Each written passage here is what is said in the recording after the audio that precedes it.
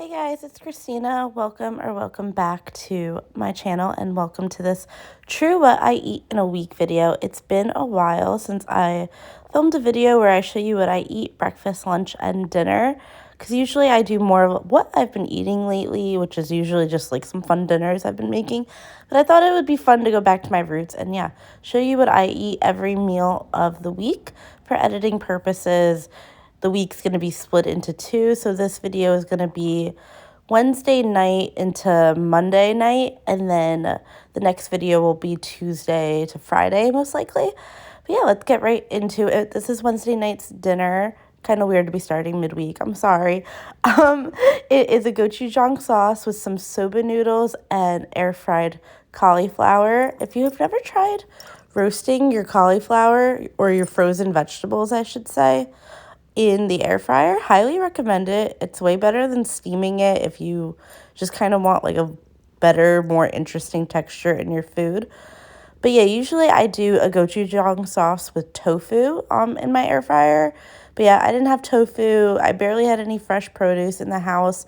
This night was actually after, I think it had been about like 3 weeks since I had gone grocery shopping. So yeah, there's just not a lot in my fridge at this point, except frozen produce and some noodles, essentially. But it came out really good, and you'll see later in the video, I do go to Trader Joe's, and I'll do a little haul for you guys, too. And then the meals will get much more interesting once my fridge is fully stocked. Thursday morning's breakfast was a smoothie. I love putting cauliflower in my smoothie, so I had saved a couple of frozen cauliflower florets from the night before, added some strawberries, and some vanilla tahini. Not my usual smoothie thing, but we were working with what we had, and it came out pretty good. And then I had some leftover noodles for lunch, and we're on to dinner already. And we are making chicken tortilla soup, except as you guys probably know, I don't eat chicken, so this is going to be jackfruit tortilla soup. As mentioned, like very low on ingredients in my kitchen at this point. So this recipe kind of came out of stuff that I just had on hand, which was some onions, some garlic, a serrano pepper, some homemade salsa that a friend had made that you could see in the background there in that Tupperware. You can see my friend as well. But yeah, it was a lot of salsa, and I'm trying to use it up as quickly as possible before it can go bad. And I thought adding it to the soup would be a good way to do it. I also had a can of black beans and a can of jackfruit, so it just all kind of came together rather nicely. I love Instapot recipes because basically it's just a bunch of chopping up front, some light sauteing, and then you do nothing basically until it's done. And that's one of my favorite types of things to cook during the week, because you kind of get all the pleasure of chopping, and it's not too much work to just keep everything all in one place. You're not running around. And then you can clean up while the Instapot is cooking the food. And then you only have really one pot and a cutting board to clean. I just love it. But yeah, I added my beans, my jackfruit, about 4 cups of veggie stock that I made with Better Than Bouillon. Brought it to pressure and cooked on high pressure for 5 minutes, then did a natural release for 10 minutes.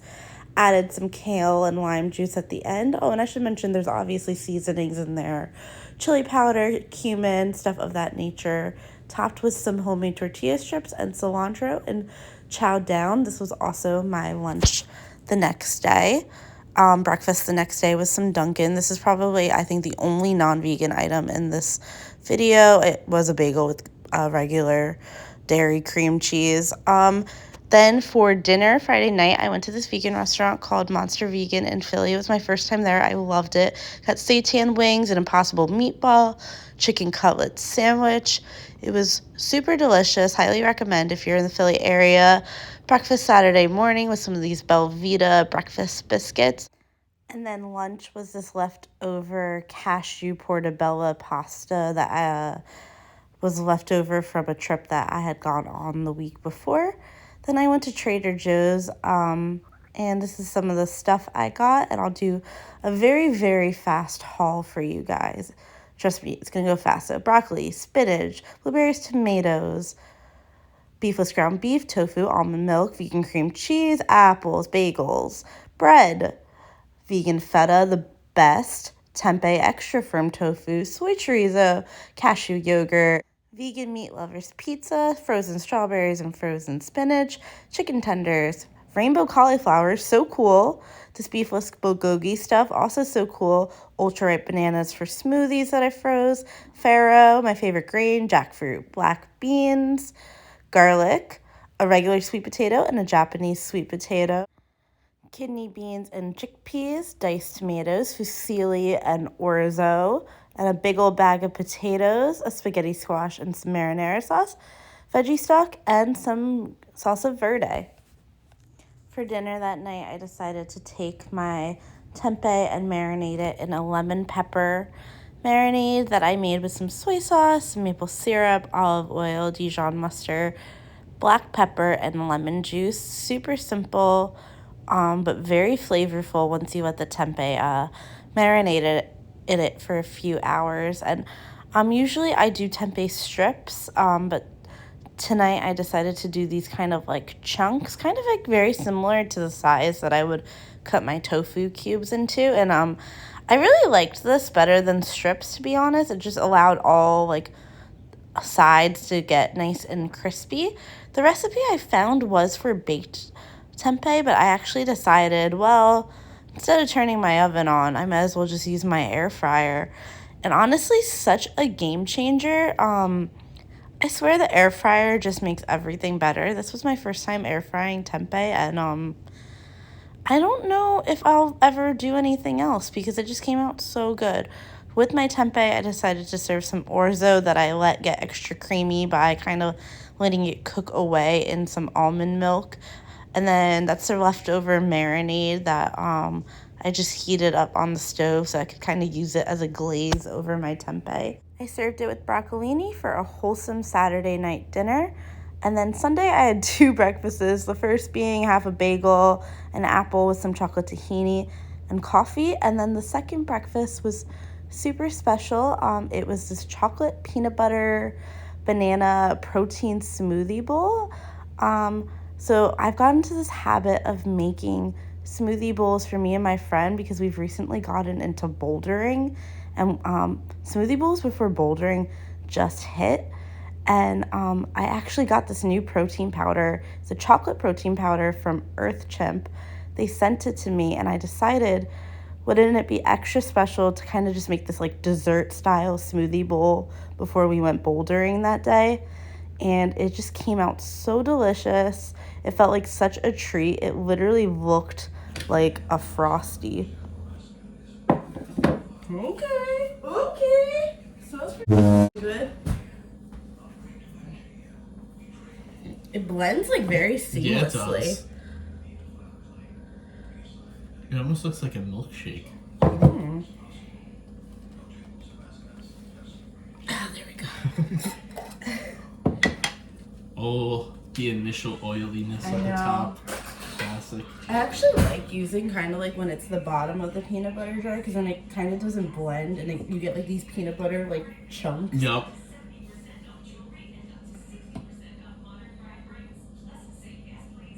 But yeah, the EarthChimp chocolate protein powder works super well in this dessert style smoothie bowl. It didn't have that proteiny taste that a lot of protein powders have. That honestly makes me avoid using protein powders half the time. It also wasn't too sweet, which I loved, and it blended just so seamlessly. I actually think it would be so delicious in other chocolate-based desserts, especially with Valentine's Day coming up. So highly recommend it if you're trying to get some like vegan chocolatey protein flavor in you and your loved one's life this Valentine's Day. I'll leave you guys the link in the description box for more information on them. They are super cool. I topped my smoothie bowl with some blueberries and some of my favorite Kashi peanut butter crunch cereal, and tasty as hell.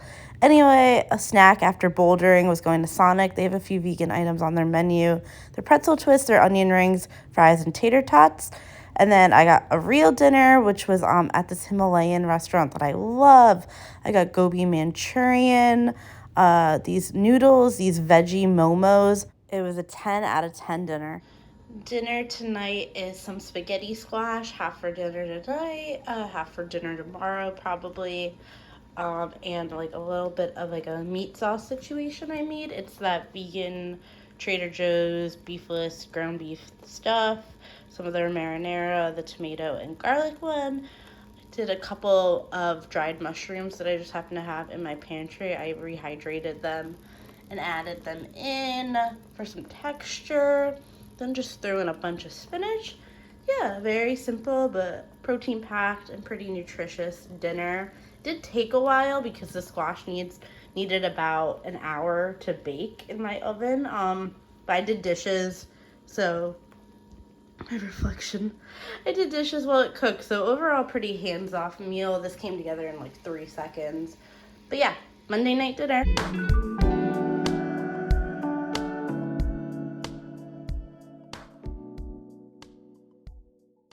I hope you guys liked this video. I had a lot of fun making it and showing you everything I ate for this first half of the week, and can't wait to show you the next half, so stay tuned for that. There's gonna be some fun things, and I hope you guys are having a lovely February so far. Spring is soon. Stay well. See you guys next time.